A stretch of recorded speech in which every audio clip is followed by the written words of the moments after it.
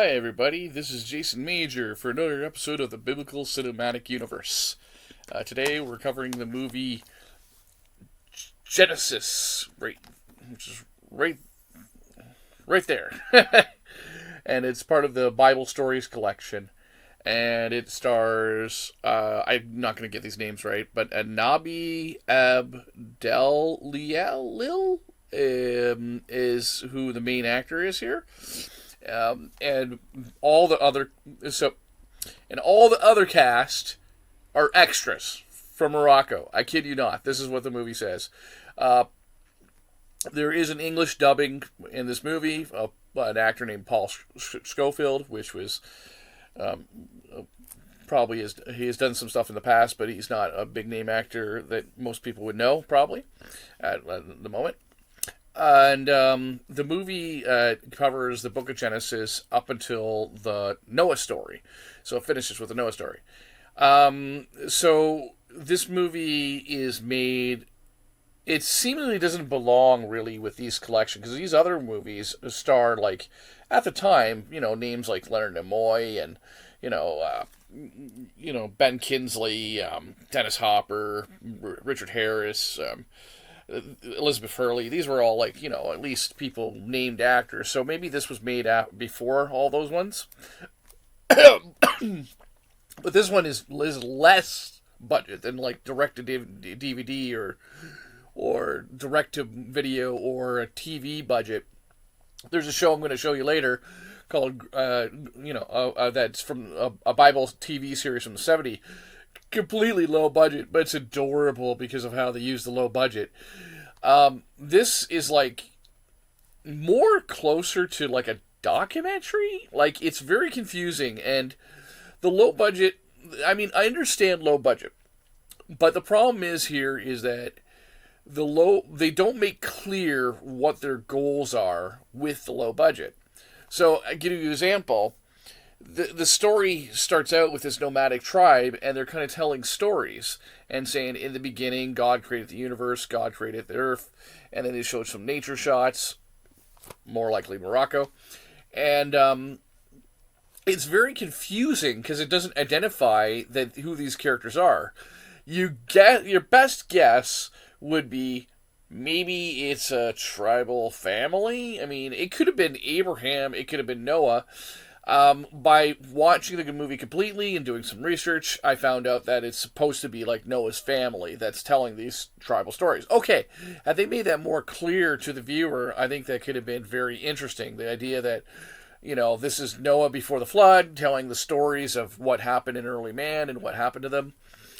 But they don't make that clear. And then when they do switch over to, like, tell a story, for example, Cain and Abel, you're no longer clear whether that's Cain and Abel or whether that's just Noah's two sons.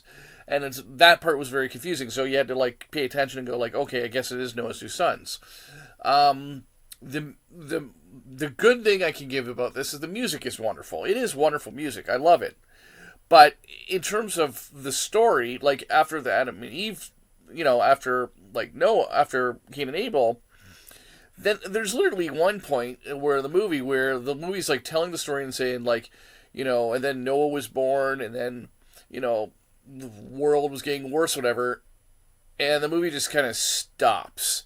And it was like for 5 minutes you're just seeing these nomadic tribes wandering around, and you're supposed to believe, I guess, that the other nomadic tribes are, like, not Noah's family, but other, the other people who lived before the flood or something. I mean, it's very confusing, and like, so, like, you just basically see them walking mostly. That's all. And even when the narrator is speaking, or when he's speaking to his family, there's no drama or act because he's the only actor in the movie.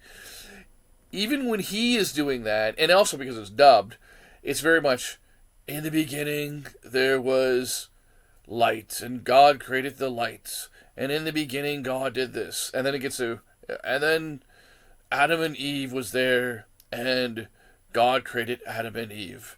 But Adam and Eve sinned. And then it gets to Cain and Abel. You see what I'm talking about? Like, in a very monotone voice. So even as a narrator or as a character piece, is very monotone, and that becomes a problem for the movie because he's the only actor in the story. And again, like I said, there's no clarity in terms of like identifying what's going on. And then, so the first time I watched this, because I've actually seen this twice, the second time was really hard to watch. Um, I was like, okay, I finally figured out that Noah was telling the story, but when you get to the Noah story, even when you get to the Noah story, it's very confusing. If you're not understanding what's going on, if I didn't tell you that it was Noah, you'd be like, maybe it's just a nomadic tribe that existed after the flood that's retelling the Noah story and trying to survive a normal flood, like, you know what I mean, or a rainstorm, and trying to survive a rainstorm, because that's what it looks like. I mean, I had to really pay attention and go like, okay, I guess this barn, which it looks more like a barn, it doesn't look like a boat, but this barn is supposed to be the ark on, you know, stilts or something, I guess, and it's just gonna float away. You know what I mean? But it looks like a barn to me. So like, it's very, you know, I mean, I'm trying to suspend disbelief, and yeah, very few animals. I mean, I get that they're in Morocco and they had a very low budget, but because it doesn't even look like a boat, I'm thinking maybe it's just a barn, and then the flood comes and they actually do. Then again, it's like you're just watching a documentary of people feeding animals. There's no emotion on anyone. Everyone just looks tired. They go to sleep and they are like sleeping in the boat or barn really, and there's no sense of. And he's just continuing on a story. And for 40 nights and 40 days it rained. So there's not at least a sense of like Noah telling his family like, you know, it is very sad that everyone's dying, and you know, there's no sense of that. It's just this again monotone, and you're basically watching these people sitting in a barn while it's raining. That was a deliberate pause to tell you like this is how the movie is, very monotone. And then when they do, I thought it was kind of mildly amusing when they do, you know, they do show a dove to their credit. They at least get that bird part right. And when they do show the rainbow, the land looks like dry land. Like there's no river or lake. It's not at least a rainbow over a lake. And you know, like because you know, obviously they're supposed to be the ark landed on a mountain or something, but it just looks like it looks outside like there's no rain at all. Been no rain at all. You know what I mean? So it's like I guess they just had to suffer and have a rainbow. Anyways, I'm going to give this movie 2 out of 10. The scenery sometimes is beautiful to see some of the scenery, and maybe if they could have done this movie in a way that was meditative, and you could have just meditated as like you know, as a guy reading the story of Genesis, it could have worked. I don't want to give it less than 2 out of 10 because you think it's so bad that it's good. I give it a 2 out of 10. It was part of this collection, so even as part of this collection, I'm going to say that if you are not, if you've heard my review and you go like, you know what, I can skip this, skip it. You're not going to be missing anything. So otherwise, enjoy. Some of these other movies are actually half decent. So my final review, 2 out of 10, the Book of Genesis, from the Bible Stories collection from the 1990s. Okay, thank you, and we'll come back with the Biblical Cinematic Universe.